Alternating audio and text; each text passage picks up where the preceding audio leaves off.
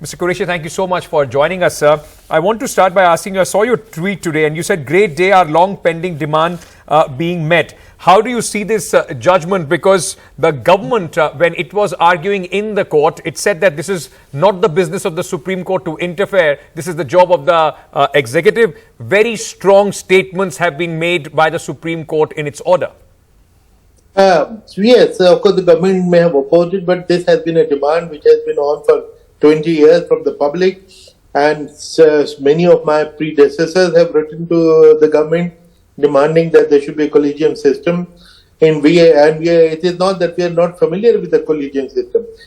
Human Rights Commission chairman is appointed by through collegium, CVC, CIC, they are all appointed through the collegium, and even Director CBI, which is not even a statutory body, which is like head of department like Director of Agriculture, but because of the important role that he plays on the Supreme Court had advised that it should be through collegium.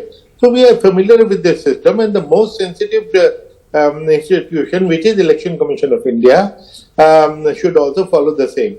Now, interesting thing is the most powerful election commission of the world has the most defective system of appointment. We are the only country in the world where appointment is made unilaterally by the government of the day.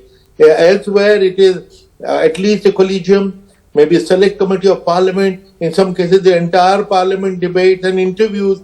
In some cases, the candidates are interviewed on national television. So, in such a situation, this is an institution which should have total acceptability, which can come in only when leader of opposition is also privy and party to the selection of the incumbent. But sir, let me ask you this, and just as part of what the Supreme Court said today, I'll just quote one line. A party in power will have an insatiable quest to remain in power through a servile commission. Is the election commission today, sir, and be honest about it, in your opinion, servile to the government of the day? No, I would not like to comment on the election commission at all, and any aspersion cast on the election commission actually personally hurts me. But generally, in the last 70 years, despite the defective system of appointment of election commission, the governments have come and the governments have gone. Governments have lost to another party, the other party comes and it loses to the third party. That has been happening all the time. So, the election commission cannot actually influence the verdict as much as made out through this line, but in small ways, it should assert its independence. But, sir, it also comes at a time when there have been larger questions that have been raised by the opposition on the functioning of the Election Commission. Every second day we hear the voices being made that it is not as free and as independent as, the oppositions have been making those allegations. In that sense, how significant is this ruling, and what are the, immediate and far-reaching impact that you see of this ruling on the elections and the Election Commission in the country? Now, once the appointment is made through a collegium where leader of the opposition is a party, then they will not be able to raise these fingers. So, in fact, the moral authority of the election commission will go up, because then nobody will have the right to point a finger, because leader of opposition is also approve your appointment.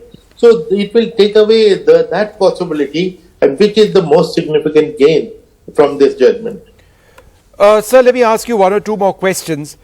The unrelenting abuse of the electoral process, the Supreme Court said, over a period of time is the surest way to the grave of democracy. Has there been unrelenting abuse of the electoral process which the Election Commission has been unable to halt? Well, till our time and for a few years after that, we never heard these complaints. But if these are the kind of allegations which are being made, it is very hurtful and which is very sad for the institution and also for the credibility of India. We have been proudly saying all over the world that the election is never questioned by the opposition, and the winning chief minister or prime minister gives the chair with folded hand to the winner. But that is not what is happening in US. We are watching Nigerian election, they are being questioned, but our election have never been questioned. So the credibility has been because of functioning of the election commission, despite this basic flaw of appointment, and if it is also removed institutionally, because we have to say that we hope it will continue to happen in future. Hope is never a strategy. It is just wishful thinking. A strategy has to be institutional checks, and this is an institutional check.